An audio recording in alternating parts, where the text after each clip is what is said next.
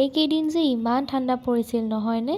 এয়া ৰাতিপুৱাৰ দৃশ্য আৰু গধূলিলৈ মই এফালে যাবলৈ ওলাইছোঁ ঘৰৰ বজাৰ কেইটামান কৰিবলৈ। চ' ভাবিলোঁ আপোনালোকক মোৰ লুকটো মই দেখাই দিওঁ। চ' মই পিন্ধিছোঁ blue colour jeans, white colour high neck and deep blue কালাৰৰ এটা জেকেট আৰু ফেচতো মই মিনিমাম মেকআপ ৰাখিছোঁ। চ' আপোনালোকে জনাব মোক কেনেকুৱা লাগিছে।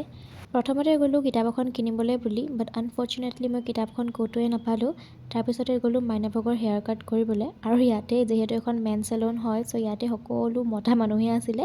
বাট আনকমফৰ্টেবল কেতিয়াও ফিল নহয়, কাৰণ ইয়াত প্ৰায় আহি থাকোঁ। মাংস অলপ কিনিলোঁ আৰু তাৰপিছতে গ'লোঁ শাক পাচলি ল'বলৈ বুলি, আৰু এনেহেন বতৰত ফুচকা নাখালে হ'ব জানো, ফুচকা খাবলৈ আহিলোঁ। তাৰপিছতে গ'লোঁ স্মাৰ্ট পইণ্টলৈ আৰু তাতে কেইটামান বজাৰ কৰি আমি উভতিলোঁ, আৰু এইফালে দেখিলোঁ ট্ৰাকখন চোন উল্টাকৈ গৈ আছে। ভিডিঅ' দেখি এনেকুৱা লাগিছে যেন আমাক খুন্দিয়াহে দিব, কিন্তু এইখন বেলেগ এখন গাড়ী আচলতে টানিহে নিছে। দোকান এখনৰ ওচৰতে জুই অকণমান সেকিলোঁ আৰু ঘৰলৈ বুলি উভতিলোঁ। বাকী আজিলৈ ইমানেই, বাই।